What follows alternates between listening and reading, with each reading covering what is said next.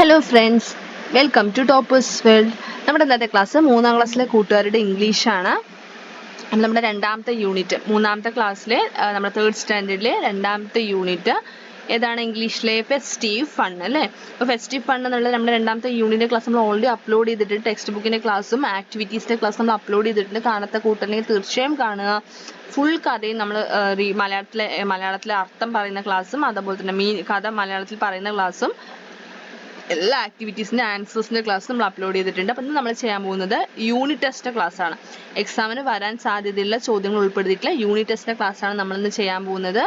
അപ്പോൾ നമുക്കിവിടെ 35 മാർക്കിൻ്റെ ചോദ്യങ്ങളാണ് നമ്മൾ ഉൾപ്പെടുത്തിയിരിക്കുന്നത്. നമ്മൾ ഫസ്റ്റ് യൂണിറ്റ് ടെസ്റ്റ് ക്ലാസ് നമ്മൾ ഓൾറെഡി അപ്ലോഡ് ചെയ്തിട്ടുണ്ട്. കാണാത്ത കൂട്ടുകാർ തീർച്ചയായും കാണുക. നമ്മളിന്ന് ചെയ്യാൻ പോകുന്നത് രണ്ടാമത്തെ യൂണിറ്റ് ടെസ്റ്റ് ആണ് കേട്ടോ. പരീക്ഷയാണ്, 35 മാർക്കാണ്. ഫസ്റ്റത്തെ ആക്ടിവിറ്റി എന്താണെന്ന് നോക്കാം. Activity 1. The goldfish returned home after attending the mermaid's birthday party. Write the goldfish diary for that day. അതായത് മെർമെയ്ഡിൻ്റെ ആരാണ്? മത്സ്യകന്യക അല്ലേ. മെർമെയ്ഡിൻ്റെ ബർത്ത്ഡേ ആയിരുന്നു, പിറന്നാളാണ്. അത് ബർത്ത്ഡേ ഒക്കെ അറ്റൻഡ് ചെയ്ത ശേഷം നമ്മുടെ ഗോൾഡ് ഫിഷ് തിരിച്ച് വീട്ടിൽ വന്നു. അന്നേ ദിവസത്തെ ഡയറി, ഗോൾഡ് ഫിഷിൻ്റെ ഡയറി, ഗോൾഡ് ഫിഷ് എന്തൊക്കെയായിരിക്കും അവിടെ കണ്ടത് അതൊക്കെ ഡയറി ആയിട്ട് ഗോൾഡ് ഫിഷ് എഴുതുകയാണ്. അപ്പോൾ എന്തൊക്കെയായിരിക്കും ഗോൾഡ് ഫിഷിൻ്റെ ഡയറി, എന്തൊക്കെയായിരിക്കും ഉൾപ്പെടുത്തിയിട്ടുണ്ടാവുക, അതാണ് എഴുതേണ്ടത്. ആക്ടിവിറ്റി 1 5 മാർക്കിൻ്റെ ചോദ്യമാണ്. അടുത്തത് activity 2. Identify them and write their names in the column. അപ്പോൾ നമ്മുടെ മെർമെയ്ഡിൻ്റെ കുറച്ച് ഫ്രണ്ട്സ് ആണ് ഇവിടെ കൊടുത്തിരിക്കുന്നത് അല്ലേ. അപ്പോൾ എന്ത് ചെയ്യുക, ഈ സീ അനിമൽസിൻ്റെ ഒക്കെ പേര് എഴുതുക. അപ്പോൾ നമ്മൾ ബ്രാക്കറ്റിൽ ആൻസേഴ്സ് കൊടുത്തിട്ടുണ്ട്. കറക്റ്റായിട്ട് ചിത്രത്തിൽ കറക്റ്റായിട്ടുള്ള ആൻസേഴ്സ് എടുത്ത് എഴുതുക. ഫസ്റ്റ് വൺ വേല്, അടുത്തത് ഒക്ടോബസ്, അടുത്തത് crab, shark, jelly fish, mackerel, star fish, prawn. അപ്പോൾ ഇതെന്ത് ചെയ്യുക, അതിൽ കറക്റ്റായിട്ടുള്ള ഏതാണെന്നുള്ളത് എടുത്ത് എഴുതുകയാണ് ചെയ്യേണ്ടത്. അതാണ് ആക്ടിവിറ്റി 2. 5 മാർക്കിൻ്റെ ക്വസ്റ്റ്യൻ ആണ്. അടുത്തത് activity 3. Identify the fruits and vegetables in the shop and write them below. ഇവിടെ കുറേ ഫ്രൂട്ട്സും വെജിറ്റബിൾസും ഉണ്ട് അല്ലേ. അപ്പോൾ ഇവിടെയുള്ള ചിത്രത്തിൽ കാണുന്ന കുറച്ച് ഫ്രൂട്ട്സിൻ്റെ പേരും കുറച്ച് വെജിറ്റബിൾസിൻ്റെ പേരും എടുത്ത് എഴുതുക.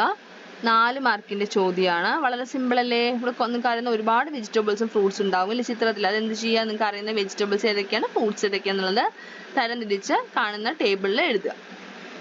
4 മാർക്കിൻ്റെ ചോദ്യമാണ്. അടുത്തത് activity 4. Fill in the blanks. എന്താണ് അതായത് നമുക്ക് ഒരു മീനിനെ നമ്മൾ ഇംഗ്ലീഷ് പറയുക ഫിഷ്.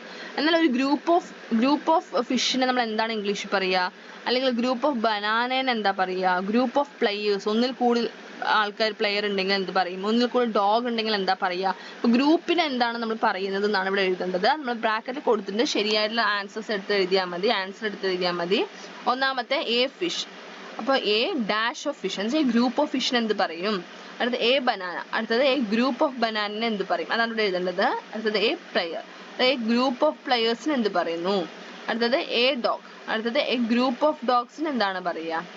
ഇത് a sheep. A group of sheeps. A key. A group of keys. Answers എന്തൊക്കെ വരാം?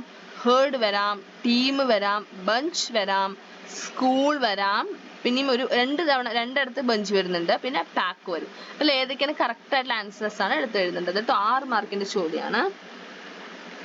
അടുത്ത 5ാമത്തെ activity. Design a poster against water pollution. അപ്പോൾ വാട്ടർ പൊല്യൂഷനെതിരെയുള്ള ഒരു പോസ്റ്റർ ആണ് തയ്യാറാക്കേണ്ടത്. പോസ്റ്റർ തയ്യാറാക്കുമ്പോൾ എന്തൊക്കെ ശ്രദ്ധിക്കണം? നമ്മുടെ പോസ്റ്റർ വളരെയധികം അട്രാക്റ്റീവ് ആയിരിക്കണം അല്ലേ.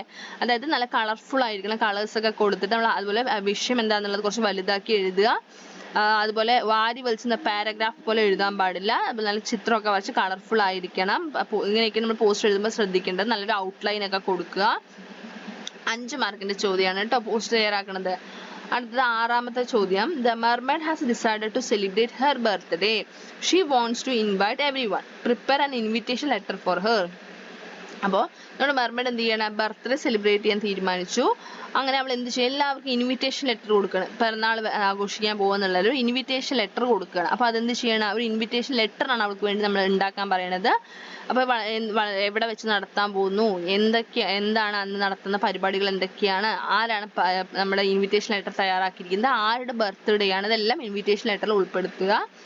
5 മാർക്കിന്റെ ചോദ്യമാണ്. അടുത്തത് activity 7. The mermaid decided to celebrate her birthday. Make a birthday greeting card. അപ്പോൾ നമ്മൾ മെർമെയ്ഡിൻ്റെ ബർത്ത്ഡേക്ക് പങ്കെടുക്കാൻ പോവുകയാണ്. അതിനുവേണ്ടി ഒരു ഗ്രീറ്റിംഗ് കാർഡാണ് ഉണ്ടാക്കുന്നത്. അതായത് മെർമെയ്ഡിന് ബർത്ത്ഡേക്ക് കൊടുക്കുന്ന ഒരു ഗ്രീറ്റിംഗ് കാർഡ് ഉണ്ടാക്കാനാണ് പറയുന്നത്. ആണ് ആക്ടിവിറ്റി 7. 5 മാർക്കിൻ്റെ ക്വസ്റ്റ്യൻ ആണ് കേട്ടോ. ഒരു ഗ്രീറ്റിംഗ് കാർഡ് ഉണ്ടാക്കുക. അപ്പോൾ ഇത്രയുമാണ് നമ്മുടെ രണ്ടാമത്തെ യൂണിറ്റ് ടെസ്റ്റിൽ ഉൾപ്പെടുത്തിയിരിക്കുന്നത്. വളരെ ചെറിയ യൂണിറ്റ് ടെസ്റ്റാണ്, വളരെ സിമ്പിളായിട്ടുള്ള ക്വസ്റ്റ്യൻസ് ആണ് നമ്മൾ ഉൾപ്പെടുത്തിയിരിക്കുന്നത്. അപ്പോൾ എല്ലാ ചോദ്യങ്ങളും ചെയ്ത് നോക്കുക. എന്തെങ്കിലും സംശയം ഉണ്ടെങ്കിൽ കമൻറ്റ് ചെയ്യുക. അതുപോലെ നമ്മുടെ ടോപ്പേഴ്സിൻ്റെ ഇൻസ്റ്റ ഒന്ന് ഫോളോ ചെയ്യുക.